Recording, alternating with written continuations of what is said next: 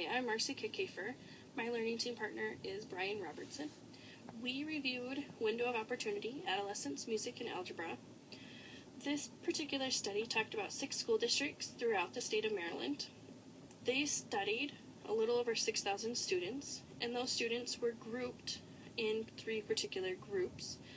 They were grouped based off of what they had in their 6th grade, 7th grade, and 8th grade years. Group A had formal instrumental instruction all 3 years. Group B had formal choral instruction all 3 years.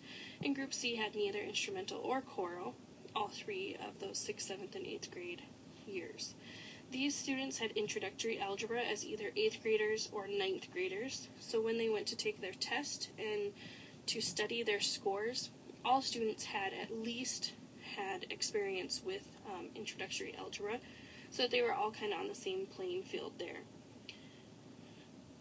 So, after they took that 9th grade algebra test that the state of Maryland has, they looked at their proficient passing grades, and this is what they came up with.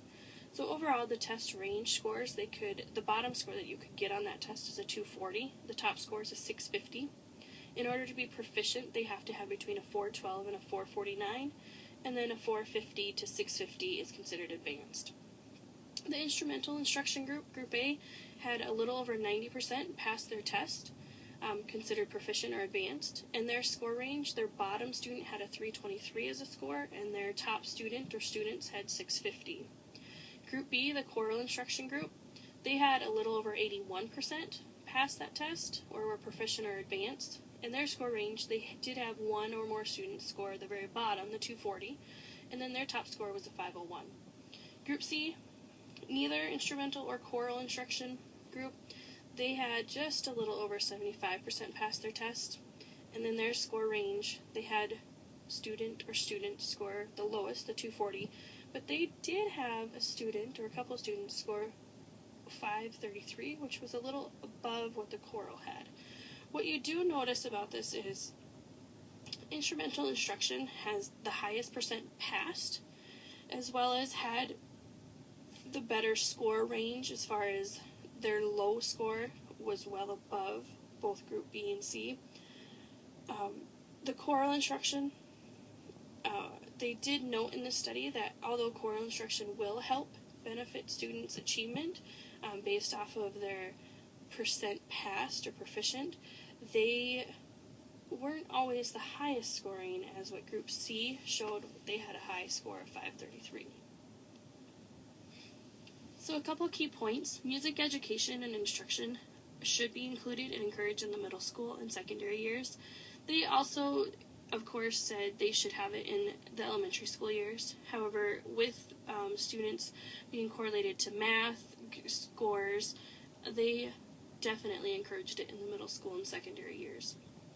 Music and math are both used the left hemisphere of the brain, which is why they think there is that correlation. The more you use your brain for music, the better you are at math, and vice versa. Music instruction is important and can improve achievement. However, instrumental instruction showed the greatest impact, and I mentioned that before. So overall, this study was interesting to me. I would definitely encourage students to be involved in music education. I would encourage parents or colleagues of mine to encourage their students to be involved.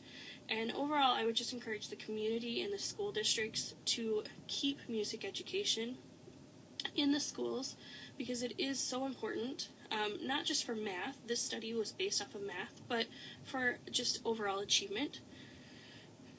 I will encourage my children to be involved within music education also. And here's our resource. We found this article in the Journal of Adolescent Research. It was published in 2010.